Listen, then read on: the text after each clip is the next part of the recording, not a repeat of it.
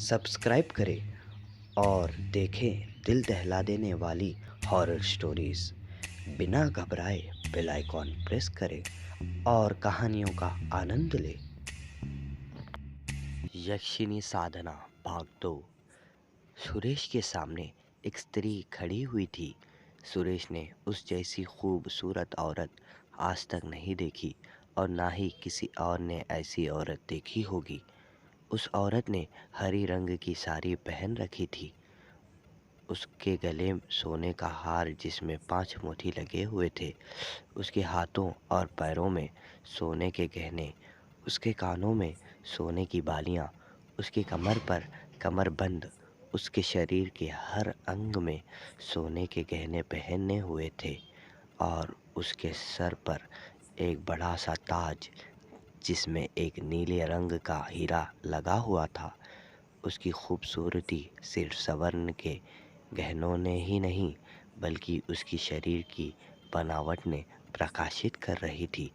उसके गुलाबी होंठ, उसकी नाक, उसका सीने पर 2 गुंबद जैसे स्तन और उसकी नितंबों तक आती हुई उसकी लंबी बाल जिसकी उसने चोटी बना रखी थी। ये दृश्य देखकर सुरेश के होश उड़ गए और वो यक्षिनी को देखता ही रह गया। कुछ देर तक यक्षिनी को निहारने के बाद यक्षिनी सुरेश के सामने अपना हाथ हिलाते हुए कहती है, सुरेश, क्या तुमने मुझे सिर्फ देखने के लिए बुलाया है?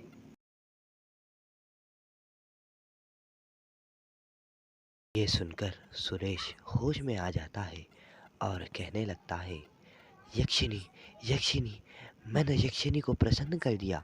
वो मेरे सामने है। कहीं ये कोई सपना तो नहीं? ये कहते हुए वो खुद को ही चिमटी काटता है और उसे तकलीफ का एहसास होता है। जैसे ही उसे एहसास होता है, वो खुद से कहने लगता है, मैंने यक्षिनी को प्रसन्न कर दिया। मेरी कोशिश रंग लाई। ये कहकर वो यक्षिनी से कहता है, यक्षिनी, मैं तुम्हारा साधक हूँ। मैंने तुम्हारी साधना की है। मैंने तुम्हें प्रसन्न किया है। अब तुम मेरी मनोकामना पूरी करो। मुझे पैसा चाहिए, नाम चाहिए, शोहरत चाहिए। क्या तुम मुझे ये सब दोगी? ये सब दोगी? यक्षिनी कहती है, हाँ ज़रूर दूंगी, पर फिर तुम्हें दूसरी औरत को भूल कर मेरे साथ अपना जीवन व्यतीत करना होगा। मुझे अपनी पत्नी बनाकर रखना होगा। किसी और स्त्री के पास तुम्हें नहीं जाओगे। अगर गए तो मैं उसे मौत के घाट उतार दूंगी। क्या तुम मेरी शर्त पर राज़ी हो? सुरेश बिना सोचे समझे हाँ कह देता है और हाँ कहते ही यक्षिनी जोरों से हंसने लग जाती है। फिर यक्षिनी चुटकी बजाती है और सुरेश और यक्षिनी एक बड़े से महल के अंदर पहुंच जाते हैं। जो सुरेश कुछ देर पहले शमशान घाट में मच्छरों के बीच बैठा था, जो उसके खून के प्यासे थे, और कुछ देर बाद बड़े से महल में नरम मुलायम बिस्तर में खूबसूरत यक्षिनी के साथ लेटा हुआ था। यही जिंदगी आदमी इन्हीं पलों में जीता है। उसका एक पल कठिन होता है तो दूसरा पल सरल व सुकून वाला होता है। यही जीवन है। सुरेश बिस्तर में यक्षिनी के पहलू में लेटा हुआ उसकी जुल्फों में अपनी उंगलियां फेर रहा था। वो यक्षिनी की आंखों में खो सा गया था। यक्षिनी होती ही इतनी खूबसूरत है कि किसी भी मर्द का मन मचल जाए, बेकाबू हो जाए। सुरेश यक्षिनी को देखते देखते उसके होठों को चूमने लग जाता है और यक्षिनी उसके पीठ पर हाथ फेरती रहती है और वो भी उसको चूमती रहती है। यक्षिनी ने काली साड़ी पहन रखी थी जो उसकी गोरे बदन पर और भी खूबसूरत लग रही थी। सुरेश कुछ देर तक उसे चूमता रहता है। फिर वो उसके होठों से उसके गले को चूमने लगता है और उसके साथ साथ वो उसकी साड़ी निकालने लग जाता है। जैसे जैसे सुरेश यक्षिनी के बदन को चूमता जा रहा था, यक्षिनी के जिस्म पर जो सोने के गहने थे वो गायब होते जा रहे थे। वो कभी उसके वक्षों पर हाथ फेरता तो कभी झांगों को सहलाता और उसके बदन से साड़ी को अलग करते जा रहा था। कुछ ही देर में सुरेश यक्षिनी से संभोग करने लग जाती है और उस महल में सुरेश और यक्षिनी के खर्राने की आवाज़ें गूंजने लग जाती है और चंद मिनटों में सुरेश लंबी लंबी सांसें लेने लग जाता है और उसके माथे पर पसीने की बूंदें आने लग जाती है। वो अपने चरमोत्कर्ष अवस्था में पहुंचने लग जाता है। पर तभी यक्षिनी सुरेश के जंघों पर अपना हाथ फेरती है और सुरेश दुगनी तेजी के साथ संभोग करने लग जाता है।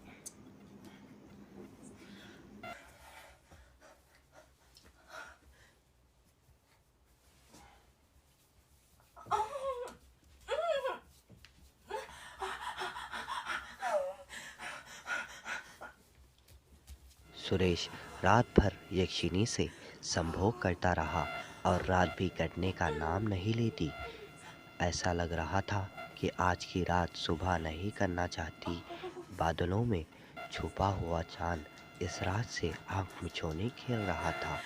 कभी वो बादलों में छुप जाता और कभी अपना पूरा प्रकाश धरती पर डाल देता।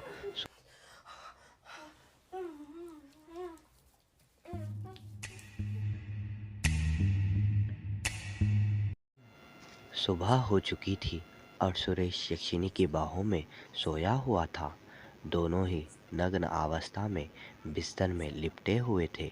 सुरेश उठते ही यक्षिनी को अपने सामने देखकर पहले तो आश्चर्यचकित हो जाता है। फिर उसने कल रात क्या क्या किया वो सब याद आने लग जाता है। उससे अपनी पत्नी संगीता और उसके बच्चे का ख्याल आता है। तभी वो अपने बिस्तर से उठता है और बिस्तर के पास ही उसके लिए महंगे कपड़े रखे हुए थे। वो कपड़े पहन लेता है और बाथरूम चला जाता है। रिफ्रेश होने के बाद वो जब बाहर आता है तो देखता है कि यक्षिनी नींद से उठ गई है और बिस्तर पर बैठी हुई है। सुरेश को देखकर वो पूछती है, कहाँ जा रहे हो सुरेश? सुरेश कहता है, मैं संगीता और अपने बच्चे के पास जा रहा हूँ। ये सुनकर यक्षिनी गुस्सा हो जाती है। सुरेश को उसके चेहरे पर गुस्सा साफ नजर आ रहा था। यक्षिनी कहती है, क्या तुम भूल गए कल रात तुमने क्या वादा किया? सुरेश कहता है, मैंने क्या वादा किया था? यक्षिनी कहती है, मैंने तुमसे कहा था तुम मेरे अलावा किसी और स्त्री के पास नहीं जाओगे और तुम इस बात पर राजी भी हुए थे। सुरेश कहता है, हाँ पर संगीता तो मेरी पत्नी है, उससे मैंने शादी की है, मैं उसका पति हूँ, ये मेरा फ़र्ज़ है मैं उसके साथ रहूँ, उसका ख्याल रखूँ। मैंने उसके साथ 7 फेरे लिए हैं और जन्मों जन्म का साथ निभाने का वादा किया है। यक्षिनी कहती है, और कल जो सुहागरात मेरे साथ मनाई वो, और जो वादा किया है वो, आज के बाद तुम किसी स्त्री के पास नहीं जाओगे। तुम मेरे पति हो, सिर्फ मेरे। अगर कोई स्त्री तुम्हारे पास आई तो उसे मौत का मज़ा चखना होगा। उसके बाद यक्षिनी हंसने लग जाती है। सुरेश को समझ में नहीं आ रहा था कि वो क्या करे, क्योंकि अगर वो उसके पति के पास जाता तो वो उसे मार देती और वो नहीं चाहता कि उसके पत्नी और बच्चे को कोई नुकसान पहुंचाए। इसलिए वो यक्षिनी के साथ ही रहने लग जाता है। ऐसे ही कुछ महीने बीत जाते हैं। सुरेश यक्षिनी से उकता गया था। वो उसी महल में रह रहकर बेजार हो गया था और उसे अपने पत्नी और बच्चे की फिक्र बहुत होती, पर वो चाहकर भी उनसे मिल नहीं पाता। रोज़ाना वही यक्षिनी का चेहरा देख देखकर वो उससे दूर रहने की कोशिश करता और यक्षिनी उससे प्यार करने की इच्छा जताती है और उसके साथ ज़बरदस्ती संभोग करने लग जाती है और कहती है कि मैं तुम्हारी पत्नी हूँ, तुम्हें मुझसे प्यार करना होगा। एक दिन सुरेश किचन में जाता है और एक चाकू लेकर अपने ही हाथ से अपने गले को काटने लग जाता है। तभी यक्षिनी वहाँ आ जाती है, पर इससे पहले कि यक्षिनी कुछ कर पाती, वो अपना गला काट देता है और तड़प तड़प कर अपने प्राण त्याग देता है। जैसे वो मरता है, वहाँ से यक्षिनी गायब हो जाती है और यक्षिनी के साथ ही सब कुछ गायब हो जाता है। और सुरेश का कटा हुआ शरीर उसी जगह पहुंच गया जहां वो शमशान घाट में साधना कर रहा था। कुछ देर बाद वहां सबको पता चला और वहां संगीता भी पहुंच जाती है। इतने महीनों बाद अपने पति को ऐसे देखकर वो बेतहाशा रोने लग जाती है और सबको लगने लग जाता है कि सुरेश का किसी ने अपहरण करके खून कर दिया। सुरेश की लाश 11 अप्रैल 2023 को मिली। सुरेश ने सब पाकर भी सब खो दिया।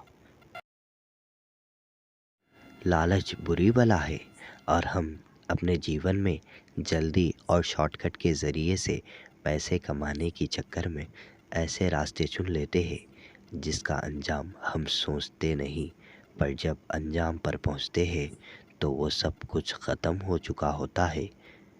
पैसा आदमी की ज़रूरत है, पर वही पैसे की धुन अगर आदमी पर सवार हो जाए तो ये उसे मौत के रास्ते पर पहुंचा देती है।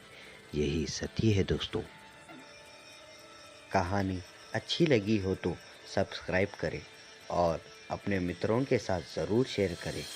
और हर सैटरडे एक रोमांचक दिल दहला देने वाली कहानी का मज़ा लें।